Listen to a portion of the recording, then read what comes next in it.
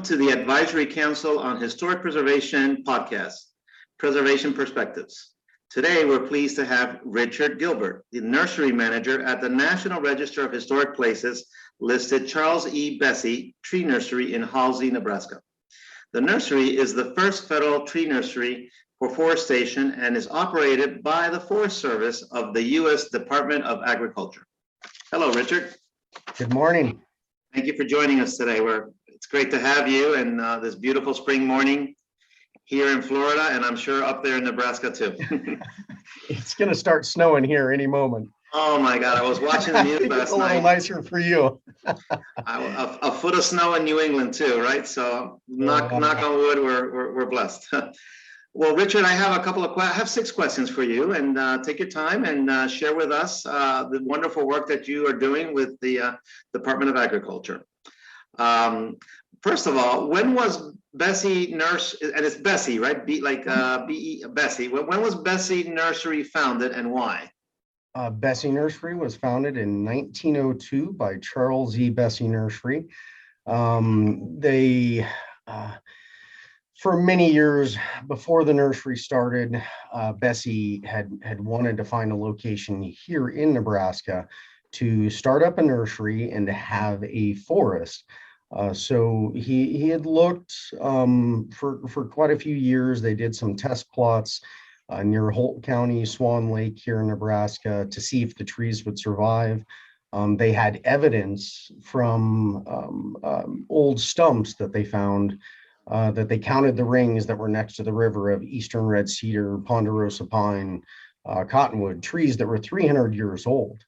And at that time, everyone had come across the U.S. They were moving.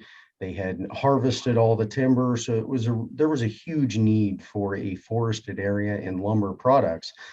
So Bessey got support over many years, and finally in 1902, President Theodore Roosevelt signed a proclamation on April 16th to create this Dismal River Reserve right here. And of course, the name was changed later in 1915 after Bessey died. In honor of Bessey, they named it Charles E. Bessey Nursery. And again, the intent was to have a forest here, and this is the largest experimental forest, the only one with the U.S. Forest Service that we basically planted off-site species at this location. And it has been a great success. There's no doubt about it.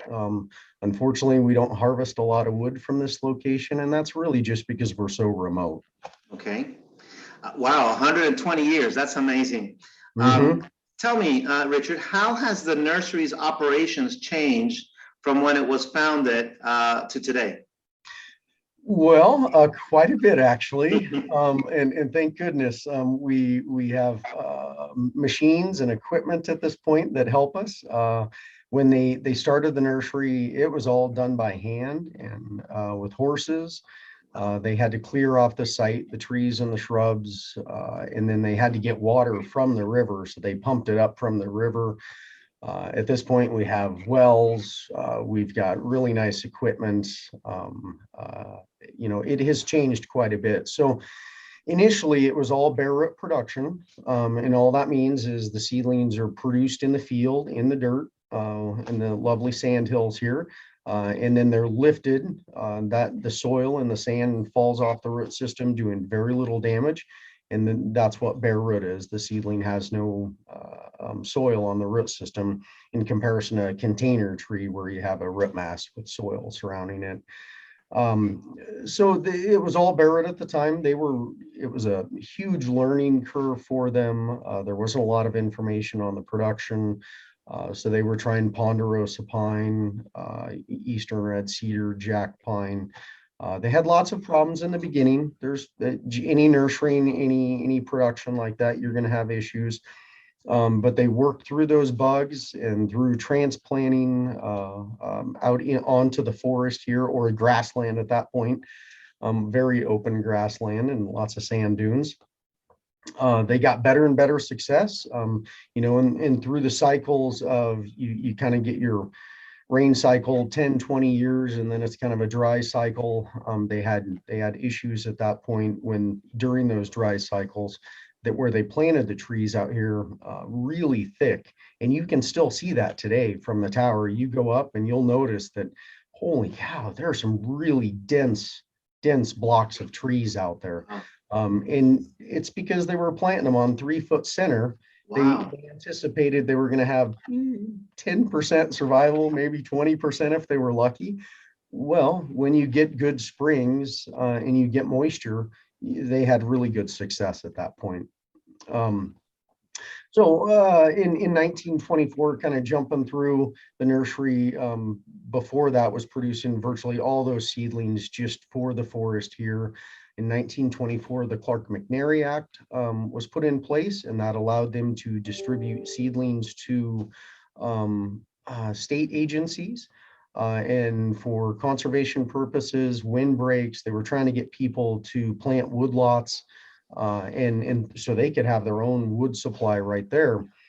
And then we hit the 30s, you get into the Dust Bowl, the Great Shelter Belt planting through the plains.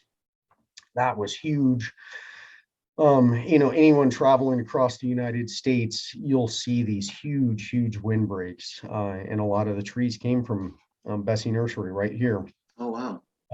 Now, over time, people have desired container seedlings, and you can see the background I have right now. It's a greenhouse. I've got container trees that we're producing in styro blocks. They're just small seedlings. The turnaround is quicker than our bare root seedlings. It typically takes 2 years for a conifer in the field. I can do the same in the greenhouse in 1 season. So a lot of our customers, they want that quick turnaround. These are easier to plant too, and typically survival is a little better. So in 1993, they added the first greenhouse, and then we added another one in 2004, and then again in 2008 and 2010. And right now, I've actually got construction going on out there. We're adding another 32,000 square foot of greenhouse. So that's amazing. Yeah. I mean, we've gone from basically it's about 50% bare root production, 50% container production right now, as far as the seedlings that we distribute out. And those are quite large. Just looking at the image, and as an architect, I can tell you those are huge greenhouses. Those are biggest ones I've ever seen. So congratulations on that effort. I want to follow up I'm a preservation architect, so I always want to know about the historic building side of a site. Can you share with us, can you tell us about some of the historic buildings that you have on site? Yes, definitely. So we are co-located with the Bessey Ranger District. There's 2 units at 1 location. The nursery, we cover 76 acres. And we've got 14 historic buildings on our area. The Ranger District, they cover the 91,000 acres, but they're here on the same compound, and most of their buildings are right here. They've got 11 buildings that are historic. We use all of them. Folks have to remember we are a working operation. There is not a bit of space that we don't use. So every building we've got has, supplies in it, boxes, and in fact, right now we're using our distribution building, we bring all the seedlings in there and we pack up people's orders. That's what I just came from doing, was loading a truck. I've got another one to load here in about 20 minutes. So the state of Nebraska, the NRDs are coming here to pick up the trees, and so we're using those buildings. But one of the ones that I've got a really good story with is our old nursery office. It actually was originally called the Machine Shop. It was built in 1912. And it's really confusing when I go back through the photos and some of the history, because I look up nursery office, it never shows that building, ever. Not once does it show that building. What it shows is the old district office.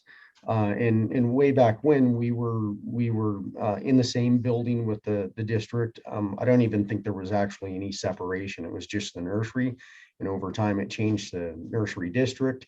And at that point, we moved into that old machine shop. It became the nursery office. Wow. We were in there for many, many years. I have employees that they went into that building when they were kids and they remember it, and that was the early 70s. So, however, what happened in 2004, we had a really, really bad rain hail event. It ruined the roof. Water got into the building, ruined the ceiling, filled up the block walls. We had mold, extremely bad. So we had to move out of the office. We got a temporary trailer. We worked out of it for 2 years until we built a new office. And over time, we've been slowly cleaning out that old office and getting the drywall out. And we're taking it all the way back down to the block walls. Nice. And guess what it's going to be? It's going to be a machine shop, a workshop. Awesome. So it's full circle. It's interesting you say that. In historic preservation, they always say it's great to reuse a building as close as possible to its original use. And here you are, full circle, 100 years later, doing exactly that. So that's awesome. Yeah, it's really cool. I can't wait until we get it completely cleaned out. It's a slow project. Well, we'll get there. So preservation is patience, right? Yep. So, I got another question follow up here for you in regards to Arbor Day. Arbor Day is celebrated the last Friday in April in the United States. And what is the nursery's connection to Arbor Day? Well, Nebraska is home of Arbor Day. J. Sterling Morton started Arbor Day in 1872. Okay. They planted 1 million trees here in Nebraska on that day. Bessey, there's no doubt, was heavily influenced by what J. Sterling Morton did. With Arbor Day, he had the same interest in getting trees planted here in Nebraska, and really trying to get production going. Every year we ship out tens of thousands of seedlings specifically for Arbor Day to our partners, the conservation districts, natural resource districts here in Nebraska, and then they do distribution. Some years when we have time and I can work with the district, we will do events here, but it's few and far between on those events just because we're so busy in the spring digging and packing and shipping trees out. But yeah, we definitely play a role. Again, Nebraska is the tree planter state, home of Arbor Day, home of the oldest federal tree nursery. So wow. It's a really surprising thing that all of that's here in Nebraska, because people come through and they just see cornfields and they stay on I-80. If they get off the beaten path on Highway 2, they'll come through the beautiful sand hills. You can't miss the forest here. It's a great location. So, wow, that's just great to hear. Another question, can you describe how the nursery engages the local community? For example, do you provide tours of the facility or other events? We do. I work with the local schools, and it's kind of funny because local can be 2 hours away. Since Nebraska is very spread out, very remote locations. We have school groups coming in all the time. Of course, with the pandemic, that has stopped and slowed down, but hopefully we will get back up and running here in the near future. But lots and lots of tour groups that come through. And the public can get tours. All I ask is them to call the front desk, and we try to schedule a time a week in advance. That way we're not running into any other work that we're doing and we don't have any conflicts. Another wonderful thing for us with the tours is we have the Nebraska State 4-H camp that's run by the University of Nebraska, just a mile up the hill. They have a special use permit with all their buildings here on the forest. So virtually every group that stays at the 4-H camp, all the kids, the adults, they've got many different groups that come through. They bring all of them down and typically do a tour of the nursery. Again, all of last year we didn't do a single one, but hopefully later this year as things get better, Yes, we'll start back up again. that's so good to hear. It's so good to hear, right? Coming back to life everywhere across the country. And then my last question, Rich, why is this important to you to preserve the nursery and to Nebraska? Why? Well, the nursery has such a great history of conservation, reforestation, habitat planting. To be part of that is such an honor with this history. Especially here in Nebraska with the nursery out in the middle of the sand hills. And we're shipping trees, all over the place: Colorado, Wyoming, South Dakota, Nebraska, Kansas. Even in recent years, we've been shipping some to Arizona and New Mexico for folks. So just to be able to be part of this history is such an honor. It really is. And I know that's how all of my employees here feel. It's a great honor to be working here. Well, thank you. Thank you very much, Richard, for telling us about the beauty and historic Bessey Tree Nursery. And we will see the rest of you next time on Preservation Perspectives. Thank you. Thank you. Have a great day. You too, Rich.